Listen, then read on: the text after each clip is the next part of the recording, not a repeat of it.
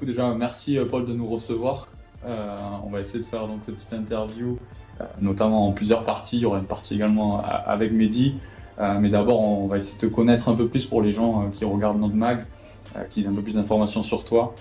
Première question, qu'est-ce que tu aimes dans le basket et qu'est-ce qui t'a donné envie d'y jouer? Alors déjà je viens de Limoges, donc forcément c'est un peu une terre de basket.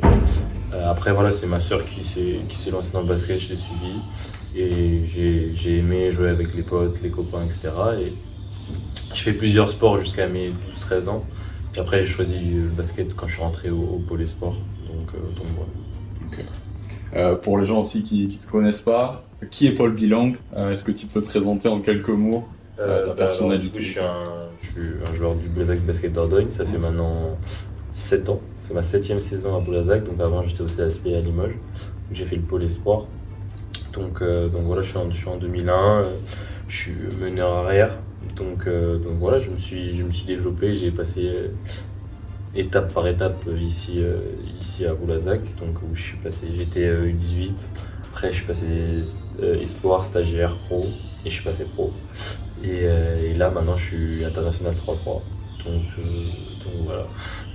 Justement, tu parles des différentes étapes. Est-ce que durant ces étapes-là, il y a eu des moments marquants pour toi? Moi, il y a des moments que je retiens, oui, c'est beaucoup. C'est déjà ma première rentrée en pro. Donc ça, c'était vraiment... Enfin, surtout le premier match que tu joues vraiment, donc tu t'en souviens. Après, il y a aussi mes playoffs de l'année dernière où je fais des très bons playoffs. Et là, du coup, l'équipe de France cet été, c'était une vraie expérience. Donc voilà, ça c'est des faits marquants un peu qui ont marqué ma jeune carrière. Ouais, forcément. Est-ce que toi, il y avait justement des inspirations quand tu étais jeune, des mecs que tu regardais? Tu parlais de ta sœur, mais après j'imagine que tu avais peut-être des joueurs qui t'ont inspiré. C'est surtout, j'ai été au contact à Boulazac puisqu'on on a eu des bons joueurs qui sont passés par là. Je pense surtout sur mon poste, à Rémi Lesca avec beaucoup d'expérience, Benjamin Sen, Nick Moore notamment. Donc avec eux j'ai beaucoup échangé, j'ai beaucoup appris, j'ai regardé. Et c'est sûr que eux ils m'ont aidé à passer des étapes. Donc voilà.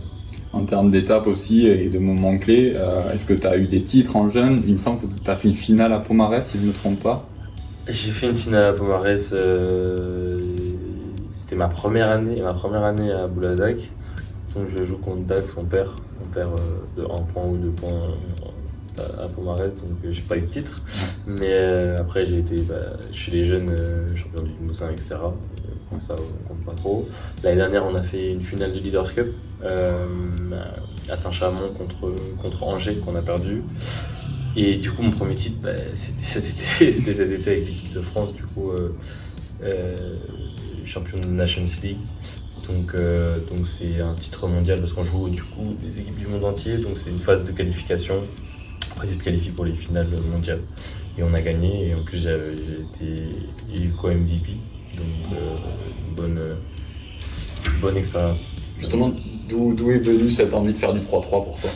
Alors surtout, en fait j'ai des joueurs comme Jules Rambaud, Clément Cavallo, Sylvain Sautier qui sont passés par Boulazac et qui m'ont parlé de 33 et je trouvais ça intéressant et je trouve que c'est une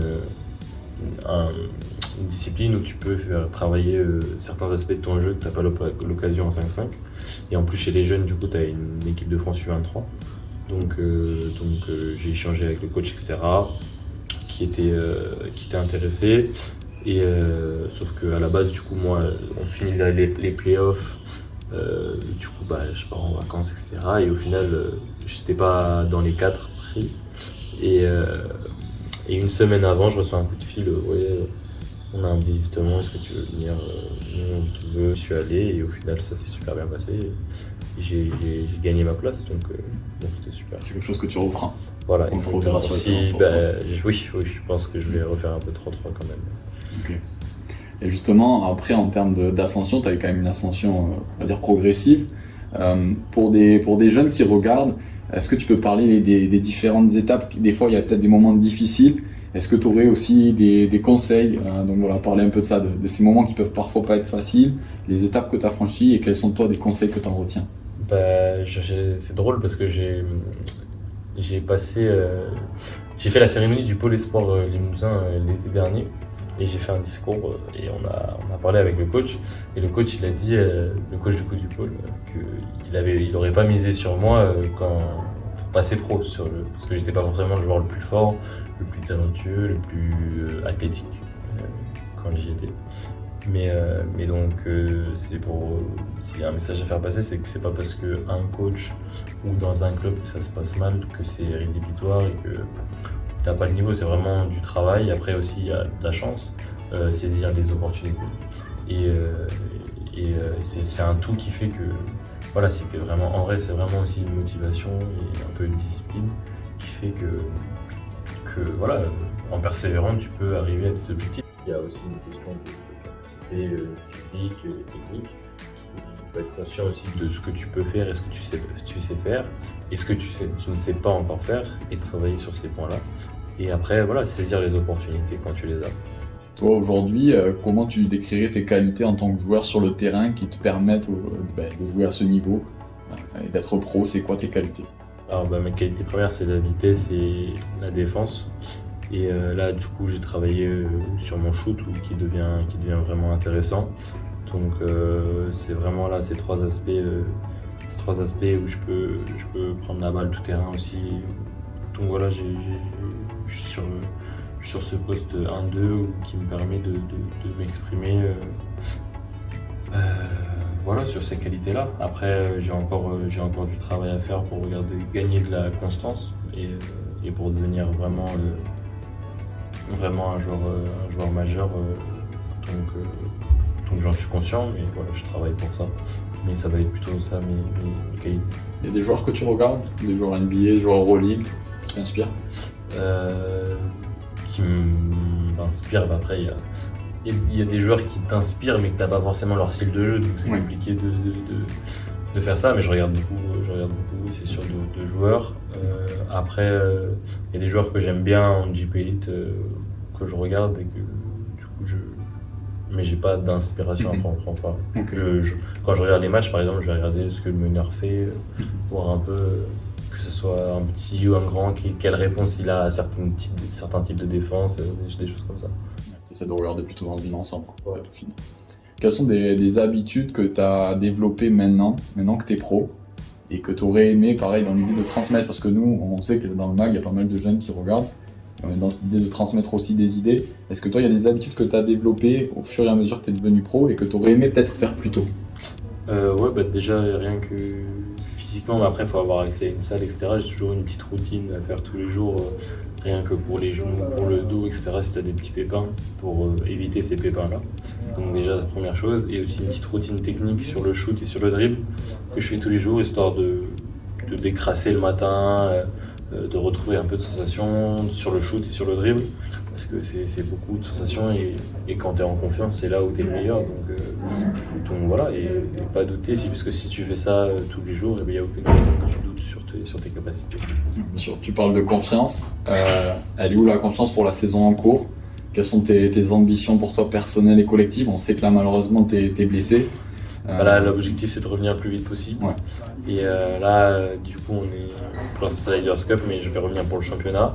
Donc c'est de commencer le championnat sur la meilleure des manières et de faire mieux que l'année dernière. Du coup, on est sorti en demi-finale des playoffs.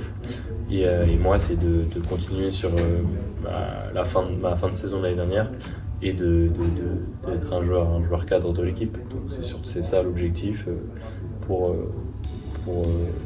la saison à venir. Ok. Du coup, on a une partie donc avec Monsieur Mehdi Lesbarer. Tu te rappelles, moi? La première fois. La toute première fois? La toute première, c'est quand on a fait un DAX CSP, non? Ouais. En U15. Ouais, après on se connaissait, genre je vais contre, mais on se connaissait pas On vraiment. se connaissait pas. Non, la première fois qu'on s'est connus, vraiment qu'on a parlé, c'est avec Julien quand on est allé à Bourges. Ouais, c'est ça. Ouais. Et après, c'est quand il est venu à Boulazac. Là, on a vraiment sympathisé de ses délires, à partir de ce moment-là, vraiment, mais on a toujours vu qui on était. Vous connaissez de vue, quoi. On se connaissait de vue, on se On connaissait jouait aussi, contre, on jouait contre, donc voilà. Et après, une fois, on faisait bonjour, voilà, si on se croisait. on est allé faire juste, on est allé voir un match ensemble. On se retrouvait dans la même voiture, donc on avait passé le jour ensemble, mais on se connaissait pas non plus. Oui, voilà, c'est ça. Justement, après, qu'est-ce qui a fait que vous avez approché, que vous êtes devenus potes? Comment ne pas accrocher avec Mehdi? Non, c'est juste quand il est arrivé, on a un an d'écart, donc forcément, moi j'étais première année ou deuxième année pro, lui il était stagiaire. Donc déjà, on s'entraînait tout le temps ensemble, et on avait un petit groupe de 3-4 où on était tout le temps ensemble, et on rigolait bien, quoi. Du coup, on t'a vu notamment cette année à Pomarez venir en fin de saison. Un petit mot, qu'est-ce que tu as pensé du Les Bachot à Pomarez? Non, Pomarez, moi, du coup, vu que j'ai joué, je sais comment c'est.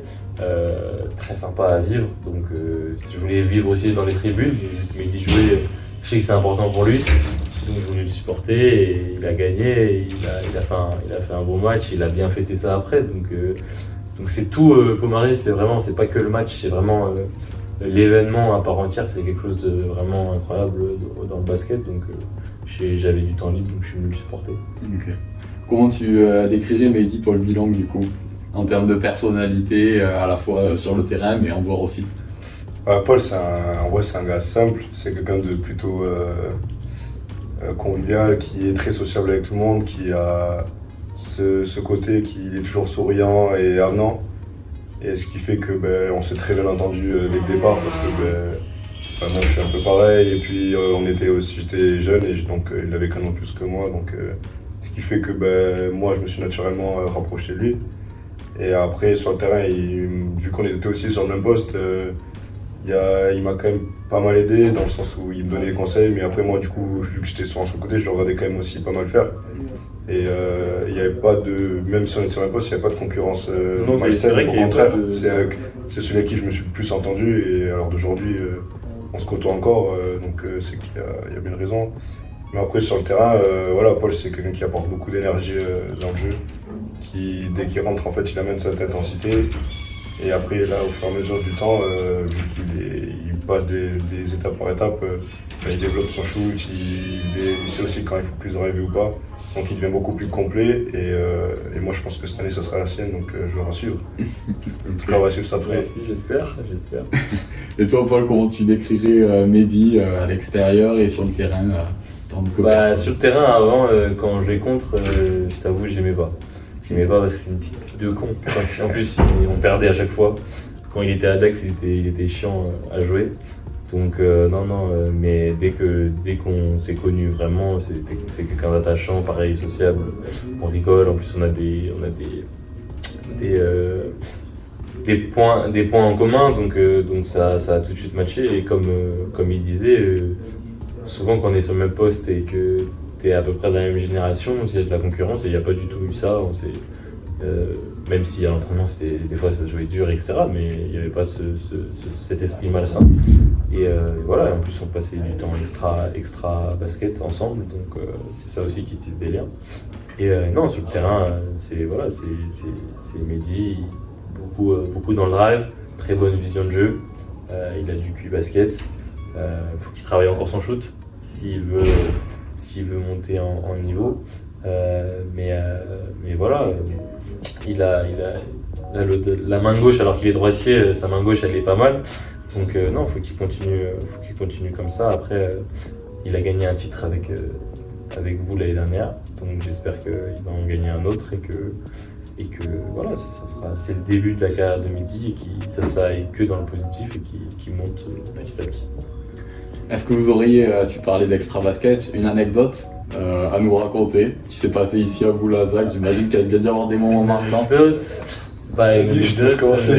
Une anecdote que je me souviens, c'est on avait perdu un match ici, et bon, malgré tout, on n'était pas triste parce qu'on s'était donné, etc.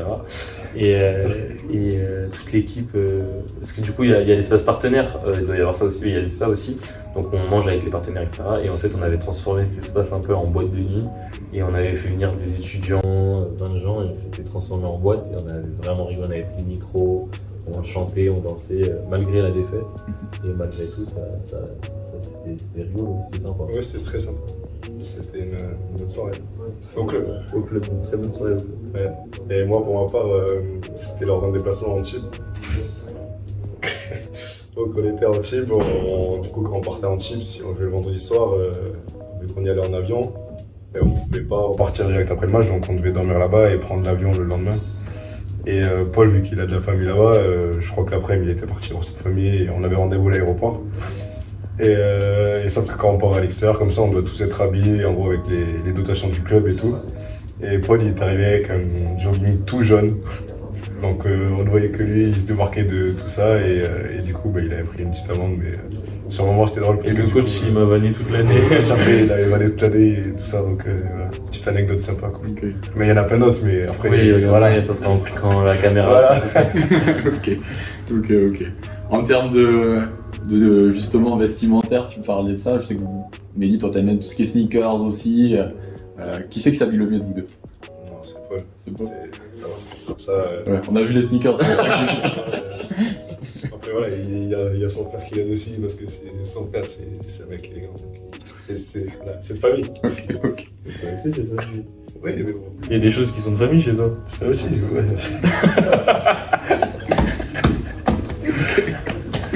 Du coup, on a une quatrième partie, c'est une sorte de petit jeu. Bon, on va demander par exemple à Mehdi, est-ce que Paul il est plus ça ou ça? Et du coup, Mehdi, il faut que tu répondes et voir si t'as juste ou pas. Ok. Donc l'autre doit confirmer. Donc là, dans le premier temps, c'est Mehdi qui doit deviner pour Paul ce que Paul dirait. Ok. Donc Mehdi, est-ce que Paul est plutôt Xbox ou PlayStation? Play. Ok. C'est une bonne réponse? Ok. Bonne réponse. On va voir combien il fait sur... Donc il y en a 5 chacun. Mehdi, est-ce que Paul est plutôt pizza ou burger? J'aurais plus dit burger en vrai. Burger. J'aurais plus fait de burger Burger, que c'est bon. ouais. Ok. 2 points sur 2. Mehdi, est-ce que Paul est plutôt 3 points ou dunk?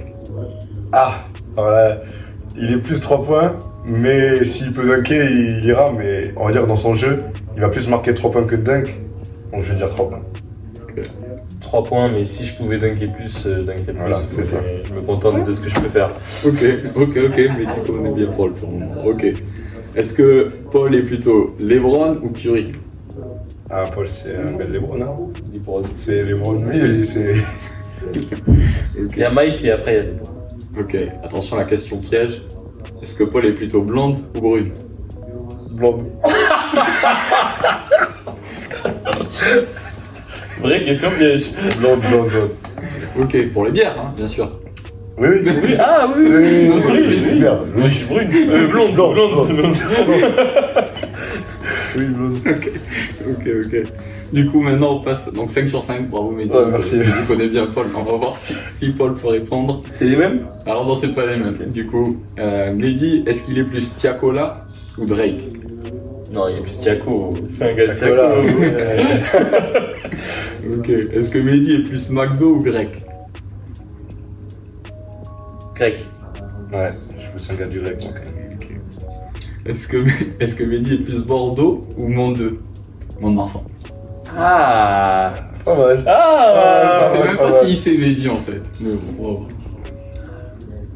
Je dirais quand même mon 2.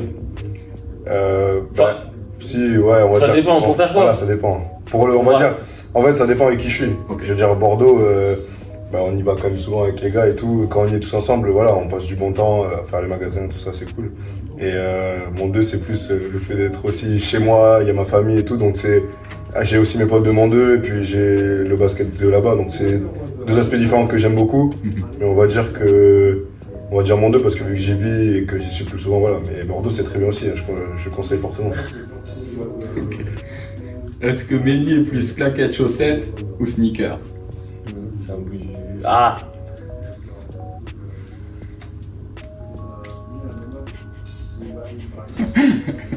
Ouais, je dirais sneakers quand même. Je dirais sneakers. Ouais. Ouais. Je suis plus. On va dire que quand je suis aux entraînements, ça c'est claquettes chaussettes. Après, vu qu'on entraînait quand même pas tout ça, mais après, je suis pas mal sneakers. C'est un mec qui aime bien plaire. Ah ouais, ça me séducteur. Ok. Et pour finir, est-ce qu'il est plutôt cocktail ou bière? Non, c'est un mec de la bière. C'est un mec de la bière. Ouais, cocktail ouvert, je vais dire bien. Ok, Mais à consommer avec modération, faut pas abuser non plus. ok. Absolument, très bien de le rappeler. Du coup, on a aussi une partie, on va dire, un peu plus situation.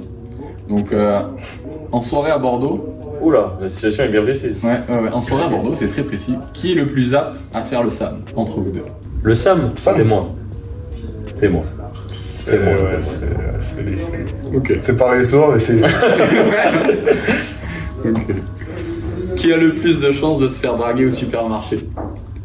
Je te laisse répondre. Bah, ça dépend où. À Boulazek, c'est moi. À mon 2, c'est lui. Ok. Alors, on va dire 50-50. Ouais, c'est bien. On est- 50-50. Exactement, situation ça. géographique. Ok. Vous devez tous les deux repasser votre bac. Qui a le plus de chances de l'obtenir? Tout dépend le bac, c'est pas la même chose. Non, moi, Mais non, c'est lui. Il est comme on est tout de suite pas Ça encore peut et tout. plus lui la tête. Quoi. Voilà. Ok. Et puis, juste pour finir, les gars, est-ce que vous auriez un petit mot à faire passer à tous les gens qui regardent le Jabé Mag, notamment toi, Paul, voilà, pour les lecteurs?